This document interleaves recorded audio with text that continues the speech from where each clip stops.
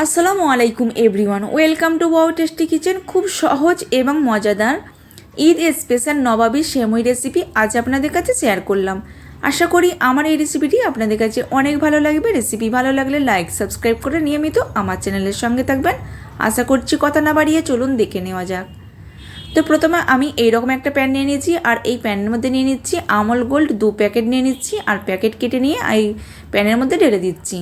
অর্থাৎ এখানে আমি 1 লিটার আমল গোল্ড নিয়ে নিচ্ছি।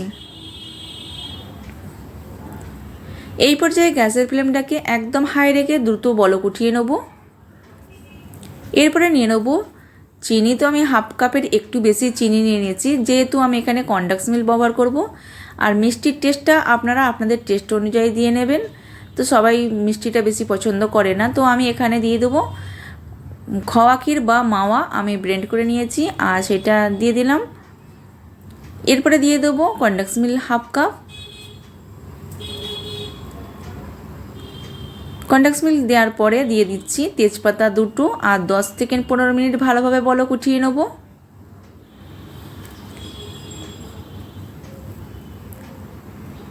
পনেরো মিনিট বলক উঠিয়ে নেওয়ার পরে দিয়ে দিচ্ছি কাজু, পেস্তা, কাঠবাদাম 14 থেকে 15টা নিয়ে নিচ্ছি, আর 16-17টা কিশমিশ নিয়ে নিচ্ছি। সব উপকরণগুলো আমি দিয়ে দিচ্ছি। এরপরে দিয়ে দেবো 3টে এলাচকে ফাটিয়ে নিয়ে দিয়ে দিচ্ছি। এখানে ডালচিনি বা লং আমি দেবো না, তাহলে টেস্টটা অন্য একটা টেস্ট আসবে, তো আমি সে কারণে দিলাম না।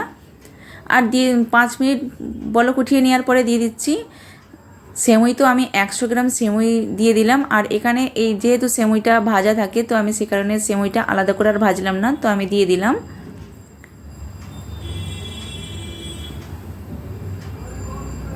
আর আলাদা করে সেমুইটা ভাজার কোনো প্রয়োজনও পড়ে না।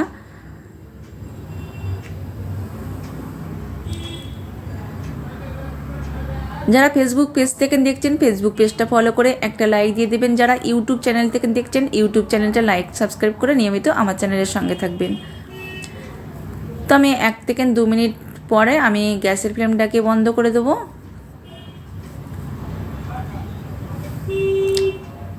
তো এই পর্যায়ে গ্যাসের ফ্লেমটাকে বন্ধ করে দিচ্ছি।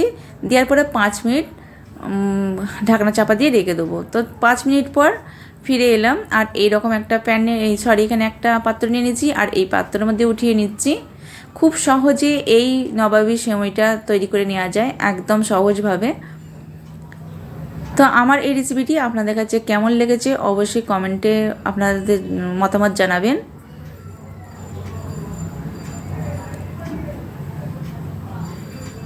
তো উপরে যে তেজপাতাটা আছে সেই তেজপাতাটা আমি ফেলে দিচ্ছি।